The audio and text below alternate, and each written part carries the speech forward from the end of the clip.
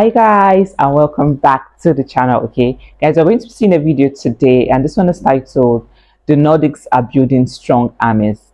This is basically a video showcasing how strong the Nordics are. Okay, if you're so excited to see this video with me, please subscribe and let's get right into this.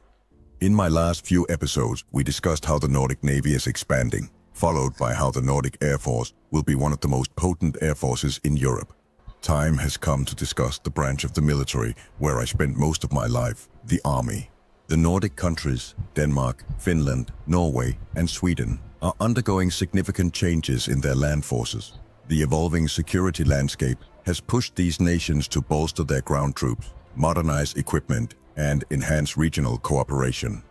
In today's video, we'll dive into each nation's land forces, exploring the new tanks, artillery systems, and armored vehicles being added to their ranks. We'll also look at the new role Finland is set to play as the command hub for Nordic land force coordination. Let's get started. The Nordic countries have traditionally focused on peacekeeping and home defense, but recent global events have shifted their priorities, prompting them to expand and upgrade their land forces. This includes the acquisition of modern tanks, artillery, and other ground assets to prepare for any potential regional threats. We're going to start by looking at what the Nordic nations are doing in the artillery department. And in that regard, I'll start with Sweden. Sweden currently operates 26 Archer artillery systems and have placed an order for an additional 48 systems.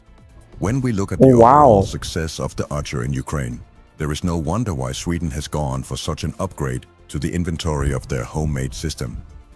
Furthermore, there is noise going around that Sweden is also seriously considering acquiring the Chunmoo GMLRS system from South Korea to fill the inventory of its up-and-coming rocket artillery regiment. Beautiful. All in all, Sweden will go from only 2 army units of artillery to 8 in total, a staggering increase of 300%.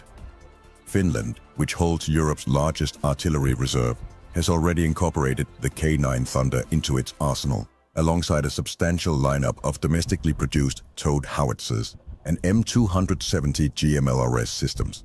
Unlike other Nordic countries, Finland doesn't face the same urgency to expand its artillery capabilities, but it has signaled plans to acquire an additional 20 self-propelled systems, specifically for mobile coastal defense. Speculation suggests this could involve the Archer or Caesar systems, though I anticipate that Finland may pursue its own Patria self-propelled gun, currently in development. While details on this new gun are limited, Finland's expertise in artillery and Sisu's reliable truck platform suggest this artillery piece could rival the Archer, establishing itself among the top self-propelled guns on the market.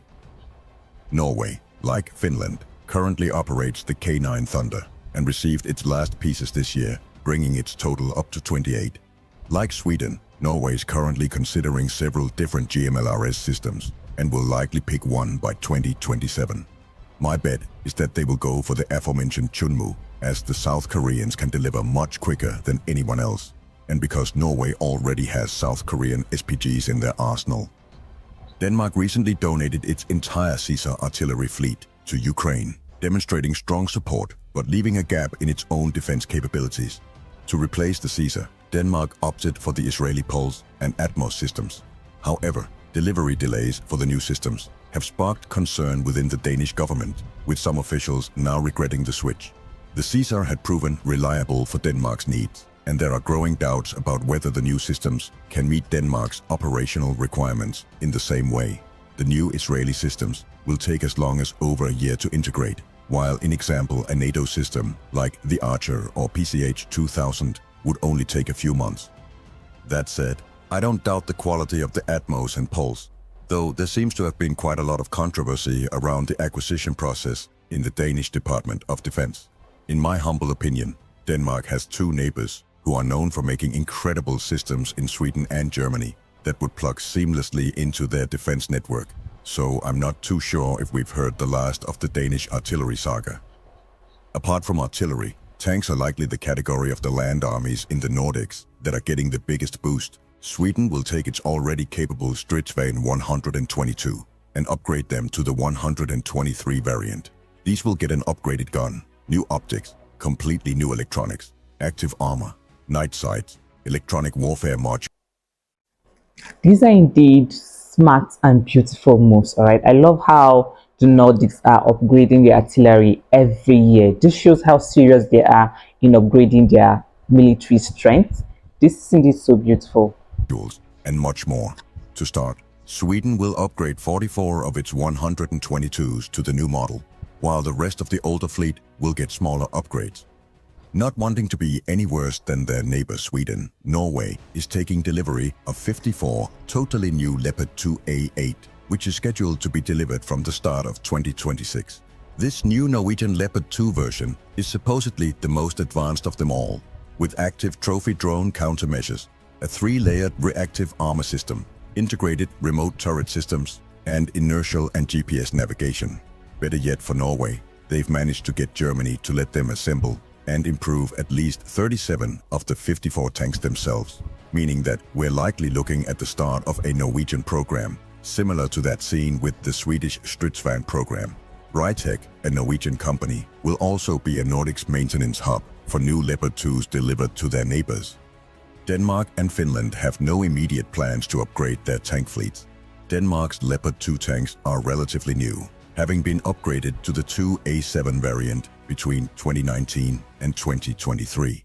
Finland, meanwhile, appears more focused on enhancing its armored fighting vehicle capabilities, particularly with the Patria AMV, which combines features of both a tank and a lighter, more versatile vehicle, likely as an effect of how main battle tanks have been far too easy to destroy with simple drones in Ukraine. One of the massive lessons from the war in Ukraine is that a versatile armored fighting vehicle is more productive in combat than a tank. The speed, agility, and troop transportation ability that an AFV offers means that these systems will likely become the backbone of any modern army moving forward. Luckily for the Nordics, Sweden produces one of the best AFVs pound for pound in the world. Sweden is reported to have over 400 CV90s in their arsenal and have recently ordered another 50 from BAE Hägglunds. Norway finished taking delivery of their upgraded CV90s in 2023, having the first version of the AFV with rubber tracks, making it more versatile on snow and mud. They've got a total of 144 CV90 Mark III, complete with their own homemade remote turret system, Protector RWS. Denmark has done a similar thing to Sweden and ordered 115 new CV90, taking the total orders for CV90s to 165. And if you include Norway's recently delivered versions in this, just the Scandinavian countries has a total of 309 modern CV90 between them. If you add Sweden's older models, this number is closer to 700. For Finland, this is so it's a bit of a mixed bag guys. on the APC and AFV front. Finland famously makes the very capable Patria Pasi and have recently ordered another 40 Patria 6x6 armored personnel carriers, while also supplementing their already quite vast inventory with both mortar variants, tank killer versions, and Protolab Misu APCs.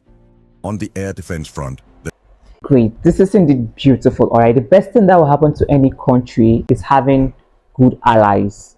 I mean, the Nordics are just so good that they have their back, like their brotherhood relationship is just so strong, and that's indeed so beautiful. there is some real heavy investment and movement. Norway recently ordered 4 new batteries of NASAMS. Sweden is upping its order of Patriot batteries, and Finland is taking delivery of their high-altitude Patriot competitor, the David Sling, in the coming years. Denmark, on the other hand, has allocated 13 billion Danish kroner for improved air defense, without alluding to any specific system. But it is believed that Norway's NASAMS system is at the top of the list. Now, I could probably go on with mentioning gear and equipment upgrades all day, but the point of this was to show you that there is a massive will for investment among the Nordic countries. And all in all, they're putting forward substantial amounts of money to increase the capabilities in all their armed branches. All nations will be well over the 2% GDP goal in NATO by next year, and for especially Denmark and Norway, the budgets are increasing by a huge amount. All this new equipment is essential, but it also requires skilled personnel to operate it. So let's take a look at how the Nordic countries are increasing their personnel to meet these growing demands. 5 months ago, I did a total overview of the Nordic land armies, and as you can see by the personnel totals back then, there was around 43,000 active personnel across all 4 nations. Moving on to 2030, let's see what the totals are set to be by using the newly unveiled plans and budget increases from all 4 nations. I've put 2030 because I expect that it'll take some years to form the new companies and units, though in some cases these positions should be filled by 2026. Denmark is set to increase the personnel of its army by an undisclosed amount. It will reinforce and recruit for its infamous 1st Brigade to a full NATO heavy battalion size of 6,000 men, and the light infantry battalion is getting reinforced with armored vehicles. Denmark is also adding several anti-air units when their systems arrive. So all in all, I expect an increase of something along the lines of 5,000 active personnel. Yearly conscription will increase to 7,500, and as a result of a larger army comes a bigger reserve pool. 5 years of a bigger army should increase the pool of reserves by about 3,000 a year. The Home Guard will likely remain more or less the same. Sweden has the largest population pool out of the 4 Nordic nations and are planning to expand its armed forces by 27,000. And when you look at how the current personnel is spread across the 3 branches of military, the army should get something along the lines of 15 to 20,000 of those. I expect that the active personnel in Sweden will increase the most out of the 4, as they also had the lowest amount of active soldiers per capita in 2023. Considering the army should have around 17,000 personnel to allocate, there should be an increase of something like 10,000 active soldiers. By 2030, Sweden expects to have 10,000 yearly conscripts, and at least 70% of those will be conscripted to the army. As with Denmark, with a bigger army comes a bigger reserve. Considering that the army is increasing by over 100%, the active reserve should also increase by that amount after 5 years of heavy recruitment. 20,000 is likely too low, but it's better to be realistic. The Home Guard will likely stay more or less the same, though its officer corps is likely to grow due to the increase in army reserves. Norway is working heavily on both its Air Force and Navy, and will see a massive increase in personnel in these sectors. However, they are also increasing their army by a decent amount, with a big focus on a Finnish-style system of active reserve battalions. As a whole, the Norwegian defense is increasing their active standing military by around 5,000 soldiers, and it is estimated that around 3,000 of these will go to the army. That may not sound like much, but it is in the active reserve where Norway will do its heaviest investment. Yearly conscription will increase by around 4,000 for the Norwegian army, and with the plans for a whole new battalion-level reserve unit to be stationed in the south of Norway, the active reserve from Norway will likely increase by around 12,000 personnel. Norway is also increasing its Home Guard by around 5,000 soldiers. Finland has one of the largest armies in Europe and is not making any large changes to their personnel, apart from more soldiers likely being stationed at forward presence bases along Russia's borders with NATO in Europe. But as these numbers show, Finland really does not need to increase its personnel. To summarize, as we can see, the active personnel in the Nordic armies will increase by around 40% by 2030, with growth also present in all other categories. To compare it with some other European nations, we can see that the Nordics are starting to become a bit of a powerhouse when it comes to active and conscripted personnel. Most European states do not have a Home Guard and reserve system like the Nordics. So all in all, these figures show that the Nordics are taking their responsibilities very seriously. Now, let's move on to how this million-strong army will be working as a unit under the Nordefco and NATO banners. One of the strongest aspects of the Nordic military expansion is the growing emphasis on combined land training exercises, which prepare their ground forces for joint operations. Given the unique climate and terrain of the Nordic region, these countries have long prepared their forces for extreme conditions. However, recent large-scale exercises have taken this training to a new level. Exercises like Arctic Challenge and Cold Response bring thousands of troops together across the region, simulating realistic combat scenarios that involve ground forces working in various terrains. These drills allow Nordic land forces to practice coordinated defense and improve their tactical interoperability. By focusing on cross-border exercises, the Nordic ground forces are better prepared for joint operations across a range of environments, be it forests, mountainous regions, or Arctic conditions. These exercises are crucial for building trust, refining joint tactics, and ensuring all forces operate effectively together. With Finland's recent NATO membership, a strategic shift is taking place in the Nordic defense structure.